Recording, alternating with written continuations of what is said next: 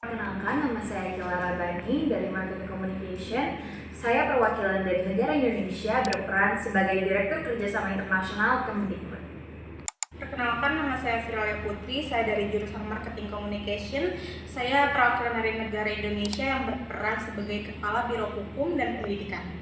Perkenalkan, nama saya Mahira Fauzia Binaya, jurusan Marketing Communication. Saya perwakilan dari delegasi pemerintah Indonesia sebagai staf khusus diplomasi pendidikan. Perkenalkan, nama saya Aurel Afriani Asana dari jurusan Marketing Communication. Di sini saya sebagai perwakilan dari negara Jerman sebagai Director of International Education Policy. Halo semuanya, perkenalkan nama saya Jihan Julham, saya dari Marketing Communication dan saya perwakilan dari negara Jerman berperan sebagai Senior Advisor for Academic Standard. Nah, setelah perkenalan, yuk langsung saja kita masuk ke videonya.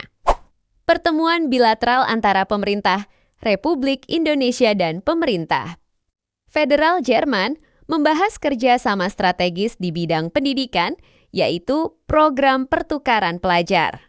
Rapat tersebut diadakan di Jerman pada sebuah ruangan yang memiliki wangi khas bakery, sehingga menciptakan suasana hangat di tengah diskusi diplomatik.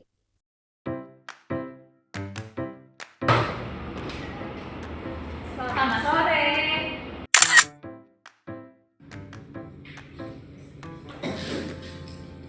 Selamat datang.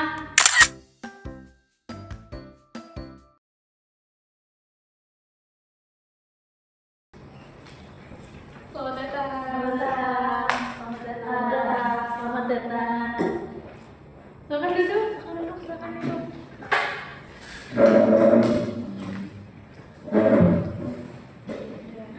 Halo, selamat siang semuanya. Gimana tadi perjalanannya, lancar? Selamat siang. Sebelumnya lancar perjalanan kami menuju dari Indonesia ke Jerman dan kita menggunakan Garuda Indonesia bahwa terlihat dari pemandangan atas bahwa Jerman sangat nyaman, bersih dan penduduknya pun ramah-ramah dan lingkungannya pun adaptif dengan lingkungan luar juga. Oke, terima kasih karena kalian sudah mau memenuhi undangan kami untuk datang ke kantor Jerman sendiri. Tanpa berlama-lama lagi, kita mulai aja ya rapatnya. Baik. Atas nama pemerintah Republik Indonesia, kami menyampaikan apresiasi yang sangat-sangat besar atas kesediaan pemerintah Jerman untuk membahas adanya kerjasama dan mempersilahkan kami untuk membahas dalam rapat ini. Tentunya kerjasama ini membangun strategi di bidang pendidikan. Kami memandang kemitraan ini sebagai investasi yang jangka panjang bagi negara Jerman dan negara Indonesia sendiri dalam membangun sumber daya manusia dan hubungan bilateral kedua negara. Kami ingin memajukan adanya penambahan kuota beasiswa dan pertukaran pelajar Indonesia ke negara Jerman. Guten Tag. Kami pemerintahan Federal Jerman menyambut baik inisiatif ini. Kami juga menilai Indonesia sebagai mitra yang strategis di kawasan Asia Tenggara, khususnya dalam pengembangan talenta muda dan kolaborasi akademik internasional. Bagi pemerintah Indonesia, program ini memiliki dua tujuan utama. Pertama, meningkatkan daya saing global generasi muda Indonesia dan memperkuat diplomasi pendidikan sebagai bagian dari kebijakan luar negeri. Dari sudut pandang kami, kerjasama ini relevan dengan internasionalisasi pendidikan tinggi Jerman. Namun, implementasinya harusnya selaras dengan standar mutu akademik dan kerangka evaluasi riset yang telah kami tetapkan. Kami juga melihat program ini sebagai sarana transfer pengetahuan dan praktik terbaik pendidikan yang berdampak langsung pada reformasi kebijakan nasional.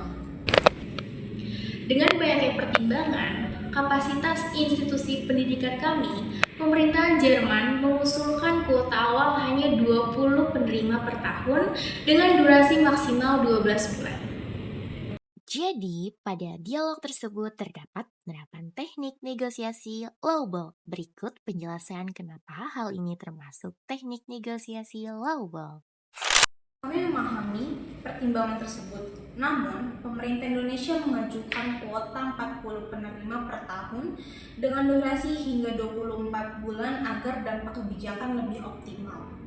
Berikutnya, dalam dialog tersebut digunakan teknik negosiasi highball.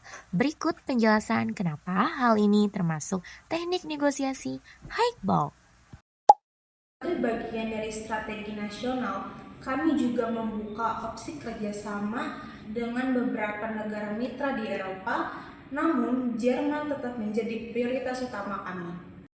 Melalui dialog tersebut dapat teridentifikasi BATNA dari negara Indonesia. Hal ini termasuk BATNA karena Indonesia memiliki alternatif kerjasama lain apabila negosiasi tidak mencapai kesepakatan. Nah, tahu nggak sih kalian kalau pada dialog berikut itu termasuk ke dalam teknik negosiasi bluffing. Nah, berikut adalah penjelasan dan alasan mengapa termasuk ke dalam teknik bluffing. Kami memahami posisi tersebut, tapi dari sisi kami, terdapat pula pengembangan kerjasama dengan negara-negara Asia lainnya. Ya, meskipun kita tahu ya Indonesia memiliki potensi nilai yang strategis. BATNA juga terlihat pada pihak negara Jerman. Pernyataan tersebut mencerminkan BATNA karena menunjukkan alternatif yang realistis tanpa memutus proses negosiasi sekaligus memperkuat posisi tawar Jerman. Selanjutnya, pada dialog tersebut terdapat penerapan teknik negosiasi counterbluff. Berikut penjelasan kenapa hal ini termasuk teknik negosiasi counterbluff. Baik, sebagai jalan tengah, kami mengusul adanya kuota 30 penerima per tahun. Tentunya dengan adanya evaluasi tambahan dan tahunan lainnya. Ich verstehe. Baik, kami dapat mempertimbangkan skema tersebut dengan syarat adanya seleksi berbasis pencapaian akademik. Terus juga harus ada program persiapan bahasa dan adaptasi budaya yang terstruktur serta terukur. Zopa dalam negosiasi Indonesia dan Jerman muncul ketika kedua pihak menyadari adanya ruang kompromi dari perbedaan tuntutan awal. Hasil ini menunjukkan bahwa kesepakatan berada dalam wilayah Zopa karena masih dapat diterima oleh kedua belah pihak.